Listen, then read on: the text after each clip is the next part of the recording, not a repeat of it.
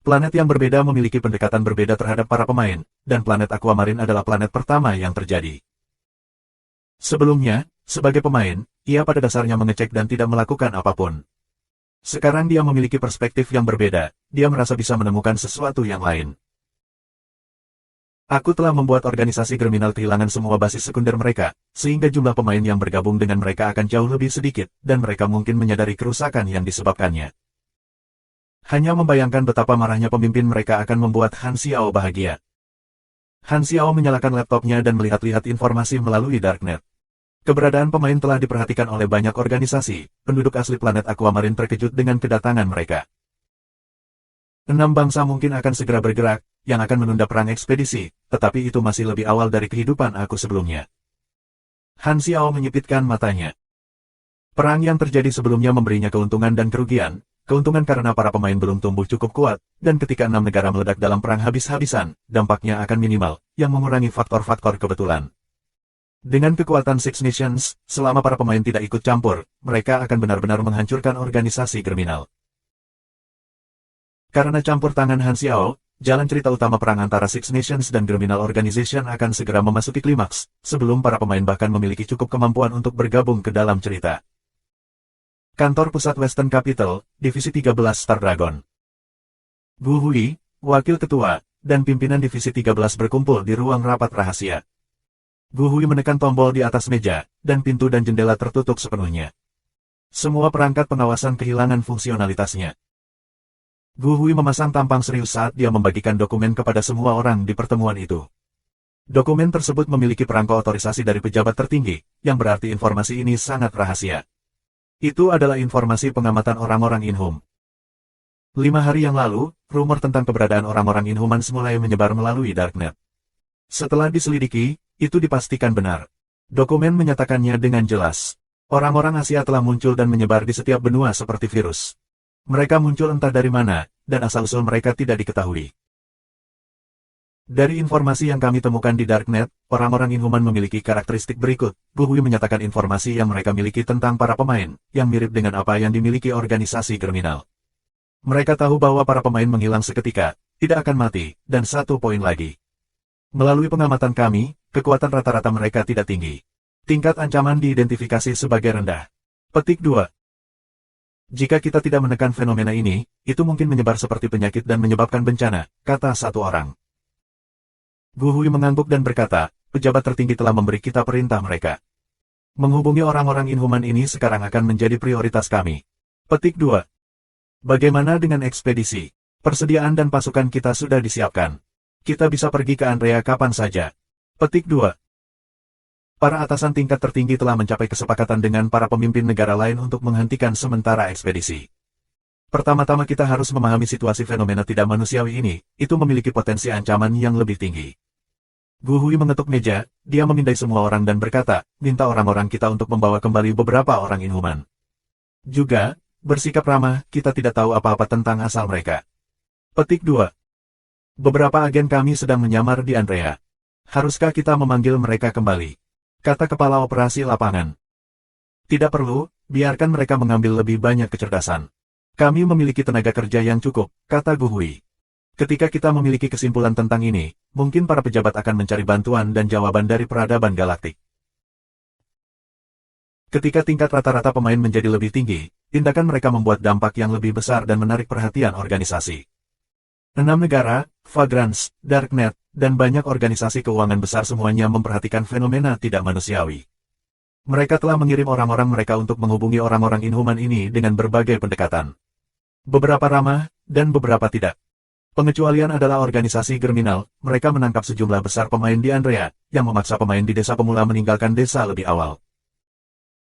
Untuk pemain, organisasi mana mereka bergabung tidak akan membuat perbedaan bagi mereka, tetapi mereka tentu ingin melawan jika mereka dipaksa. Organisasi kriminal jelas meninggalkan kesan buruk pada pemain, dan bagi mereka yang sudah ditangkap, mereka hanya bisa menerima nasib mereka. Para pemain di Andrea mengalami kesulitan. Pengalaman game mereka sangat buruk, tetapi itu membuat para pemain sangat ingin tahu tentang satu hal, mengapa NPC terkejut dengan keberadaan mereka. NPC bertindak hampir seperti orang nyata. Semakin banyak organisasi mulai menghubungi pemain, dan semakin banyak pemain yang mengalami situasi serupa. Mereka mulai membuat tebakan aktif di forum tentang situasi tersebut, dan topik ini segera menjadi topik paling populer di forum. Ini hanya terjadi di planet Aquamarine dan bukan di planet lain, jadi sejumlah besar pemain dari planet lain mengunjungi situs planet Aquamarine, yang menjadikannya situs planet yang paling banyak dikunjungi semua planet pemula.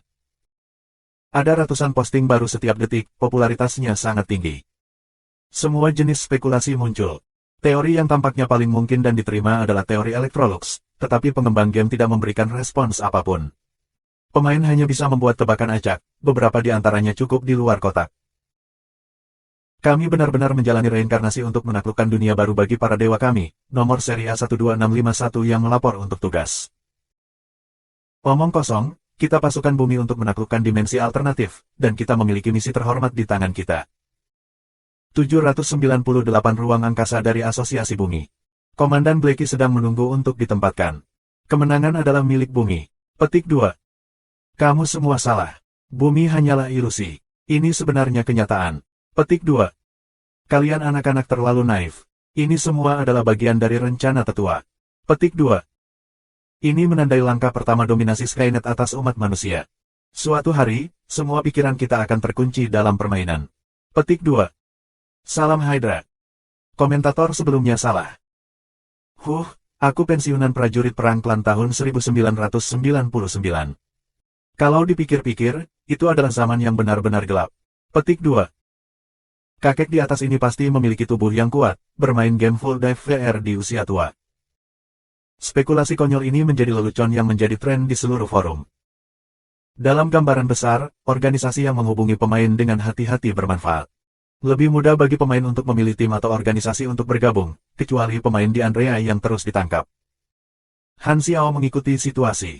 Dia memiliki informasi baik dari Darknet dan forum, yang berarti dia tahu lebih banyak daripada pemain atau NPC. Pola pikir kedua belah pihak sangat berbeda. Organisasi berhati-hati dan serius tentang hal itu, sementara para pemain merasa senang. Menarik, Han Xiao mengangkat alisnya. Pengaruh dari insiden Inhuman perlahan bergejolak karena organisasi semakin banyak mengetahui tentang karakteristik para pemain. Pemain pro dari kehidupan aku sebelumnya seharusnya sudah memenuhi peluang mereka sekarang. Planet Aquamarine adalah base camp Cina, jadi pasti akan ada beberapa pemain yang telah bertemu kesempatan, tidak seperti pemain normal lainnya. Alur ceritanya berjalan di jalan yang benar. Han Xiao bergegas ke Maple, karena misi jantung mutasi memiliki batas waktu. Louis Research Institution berada di kota Kailos di Maple. Kali ini bukan di dekat perbatasan, jadi Han Xiao harus bepergian dengan mobil selama 2 hari setelah diselundupkan ke negara itu. Negara Maple merasa tidak bernyawa. Sistem politiknya yang kaku, distribusi kekayaan yang tidak merata, dan sumber daya semuanya dikontrol ketat oleh para politisi, dan kelas bawah memiliki peluang yang sangat terbatas untuk meningkatkan kehidupan mereka. Hampir tidak hidup dan hanya menunggu untuk mati, adalah ungkapan terbaik untuk menggambarkan warga sipil di Maple. Berjalan di jalan, pejalan kaki berwajah panjang melewatinya.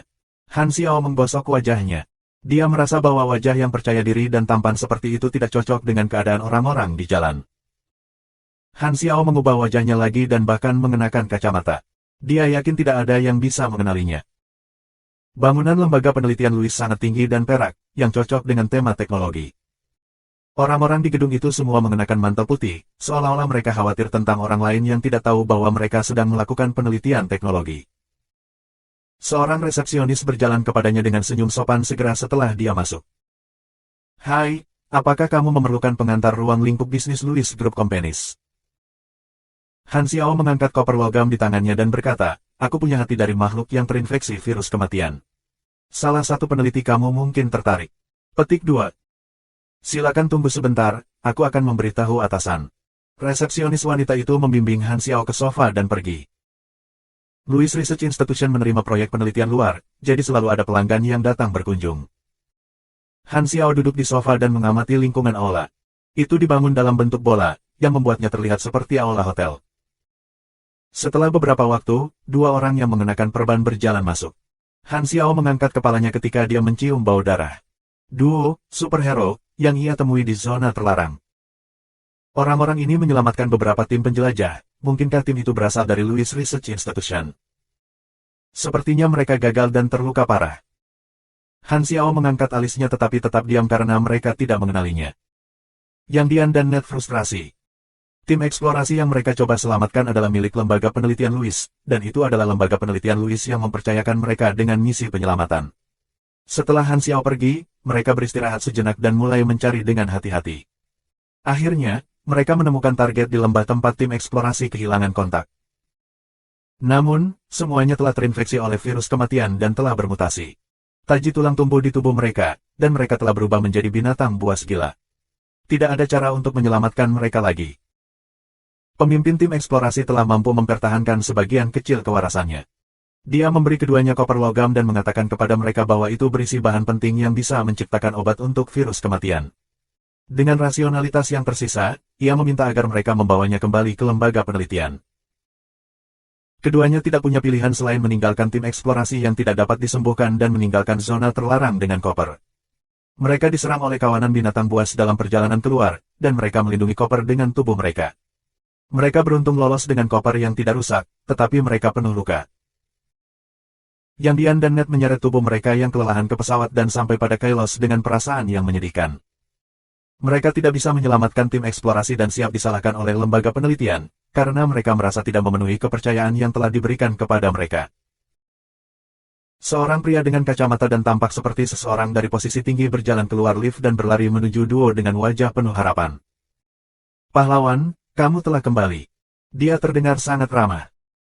Maaf Tuan KT, kami gagal dalam misi, kata Ned dengan nada sangat menyesal. Ekspresi KT berubah. Apakah mereka semua mati? Maaf, mereka terinfeksi. Kami tidak bisa melakukan apapun. Yang Dian tidak bisa melihat wajah KT yang sedih. Itu bukan salahmu. Melihat KT melepas kacamatanya dan menggosok matanya membuat keduanya merasa lebih buruk. Ned mengeluarkan koper logam dan berkata, tim eksplorasi meminta kami untuk memastikan ini dikirimkan kepada kamu. Ini adalah bahan penting yang bisa menyelesaikan virus kematian. Petik 2. KT mengambil alih koper logam dan memberikan sentuhan lembut. Kuharap mereka berhasil hidup kembali. Ini prestasi mereka, dan kami tidak akan pernah melupakannya. Jika kita bisa menyembuhkan dari ini, itu akan dinamai menurut mereka. Petik 2. Duo ini sangat setuju. Yang Dian menghela nafas dan berkata, mereka adalah pahlawan. Tidak bisa menyelamatkan mereka adalah penyesalan yang akan aku ingat seumur hidup. Petik 2. Jangan merasa seperti itu. Kerja keras mereka tidak akan membuahkan hasil jika bukan karena kalian. Kamu telah melakukan apa yang kamu bisa, dan kamu tidak boleh menyalahkan diri sendiri untuk itu. Jika kamu tidak keberatan, kami ingin merawat luka kamu secara gratis, kata KT dengan penghargaan. Tidak perlu, aku tidak bisa mengganggumu lebih jauh, semakin banyak penghargaan yang KT tunjukkan, rasa sedih yang dirasakan duo itu.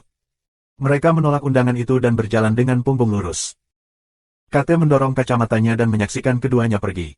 Dia kemudian berjalan ke arah Han Xiao sambil tersenyum dan berkata, salam, apakah kamu punya bisnis untuk lembaga penelitian? Han Xiao membalas senyumnya dan membuka koper logam, menunjukkan KT hati yang bermutasi. Ini adalah jantung yang terinfeksi virus kematian dari makhluk yang sangat kuat. Mata KT berbinar, dan dia berkata dengan senyum yang bahkan lebih cerah, tolong, ikuti aku. KT memimpin jalan ke lift, dan mereka naik ke lantai 13. Sebuah koridor putih panjang mulai terlihat setelah pintu terbuka. Di sampingnya ada banyak laboratorium percobaan dengan jendela kaca. Beberapa dari mereka memiliki orang yang menjalankan eksperimen, beberapa memiliki mesin dan bahan, dan ada juga beberapa peneliti gratis yang mengobrol di koridor. Lantai ke-13 adalah salah satu lantai eksperimental Louis Research Institution. Saat dia memimpin, KT berkata, virus kematian selalu menjadi proyek yang sangat penting dalam penelitian kami. Kami terus mengalami kendala dan memenuhi batas karena kami tidak memiliki cukup persediaan bahan yang hidup. Hati ini sangat penting bagi kami, kita mungkin bisa membuat obat langsung darinya. Seperti biasa, kami akan memberi kamu dosis itu setelah selesai, tetapi tentu saja, kami dapat menukar itu dengan yang lain jika kamu menginginkan imbalan lainnya. Petik 2. Tidak perlu untuk itu, aku ingin obatnya. Han Xiao menunjuk ke koper logam di tangan KT yang berasal dari Yang Dian dan Ned dan berkata, kupikir kamu sudah memiliki bahannya. Ini, ini juga penting. KT tertawa dan tidak menjelaskan lebih lanjut. Mereka berhenti di luar laboratorium percobaan biologis besar. Mohon tunggu di sini. Personel yang tidak berwenang tidak diizinkan di laboratorium percobaan. Petik 2.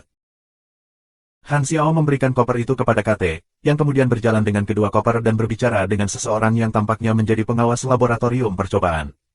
Koper dibuka di atas meja. Di dalam koper lainnya ada telur berwarna putih. Han Xiao tidak yakin makhluk apa itu. KT dan pengawas laboratorium berbicara dengan pelan, tetapi dengan perasaan LV55 Han Xiao, dia bisa mendengar semua yang mereka katakan. Apa yang terjadi pada tim eksplorasi? Semua mati, tanya penyelia. Ya, jawab KT, para pahlawan tidak bisa menyelamatkan mereka. Paling tidak barang-barang dikirimkan. Tidak peduli mereka mati, dengan hati ini, kita dapat membuat obat segera. Apa yang dikatakan, pahlawan? Petik 2. Mereka merasa tidak bisa memenuhi kepercayaan kami. Hehe, mempekerjakan para pahlawan ini jauh lebih murah daripada tentara bayaran. Selama kita memberi mereka alasan yang bagus, mereka mungkin bahkan melakukan sesuatu secara gratis. Menyelamatkan aku sejumlah uang. Petik 2. Kamu tidak ketahuan, kan? Tentu saja tidak, mereka bodoh dan naif. Beberapa kebohongan, dan mereka mudah disentuh dan bahkan hampir menangis.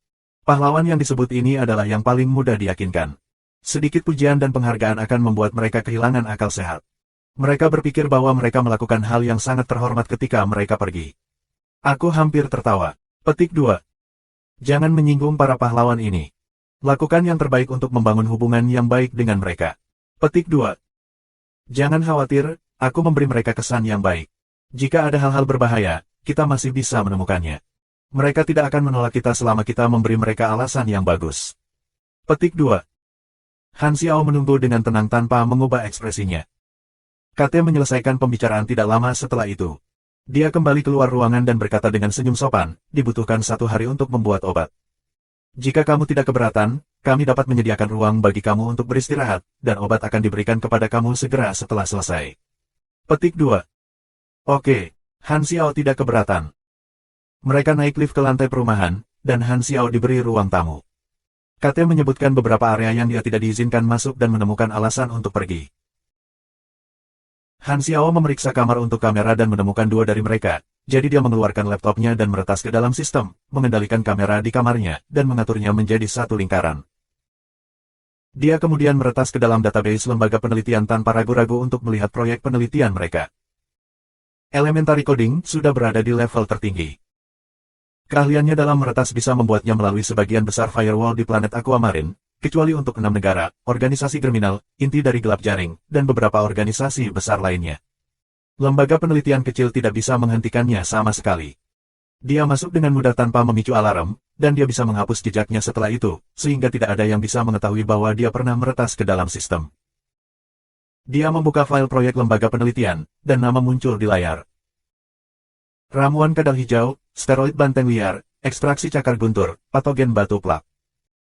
Banyak nama adalah obat yang diterima pemain di kehidupan sebelumnya. Setelah beberapa waktu mencari, dia akhirnya menemukan proyek virus kematian. Nama lengkapnya adalah Agen Peningkatan Virus Kematian. Dalam uraian terperinci, ini adalah percobaan yang dapat meningkatkan kemampuan fisik seseorang, dan lembaga penelitian tentu tidak melakukan penelitian tentang obat yang dibicarakan oleh Yang Dian dan Net. Mata Han Xiao berkedip ketika dia mengklik keyboardnya, dan dia telah menanam sebuah program.